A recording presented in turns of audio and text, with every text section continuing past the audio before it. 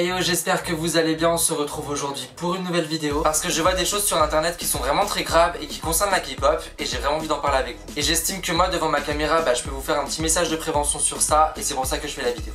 Alors en fait l'histoire ça concerne BTS et leur prochaine tournée mondiale qu'ils devraient faire après leur comeback. Et il y avait des rumeurs suite à leur concert à Paris en octobre 2018 comme quoi BTS ferait un concert au Stade de France. Sauf que depuis quelques jours en fait, il y a des gens qui disent que le concert va se faire vraiment dans pas très longtemps. On parle de concert au Stade de France de BTS en été 2019 et il y a des sites qui se permettent de vendre des places par rapport à ce concert non officialisé et le prix des places est juste ahurissant.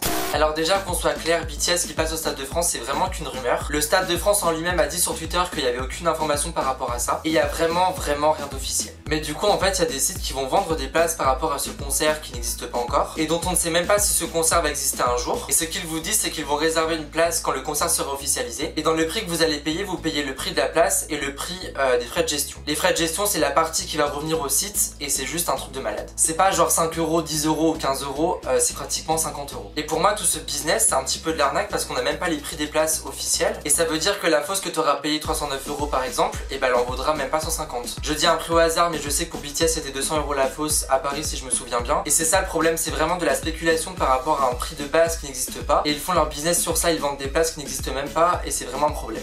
Et il y a des gens qui sont jeunes, qui sont influençables, qui voient ça et qui se disent en fait c'est la mise en vente normale. Ils ont inventé des catégories 1, des catégories 2, 3, 4. Alors que ça se trouve si BTS fait un concert à Paris, il y aura que 3 catégories par exemple. Ça veut dire qu'il y a des gens qui ont payé des places pour un concert qui n'existe pas et qu'on ne sait même pas si un jour ça va exister et c'est juste super grave.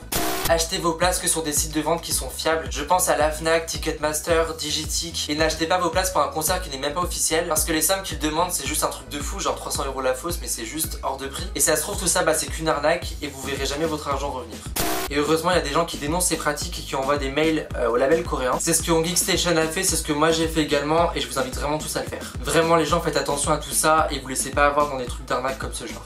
Cette vidéo est terminée, j'espère qu'elle vous aura plu et qu'elle vous aura servi et on se retrouve samedi prochain pour une nouvelle vidéo.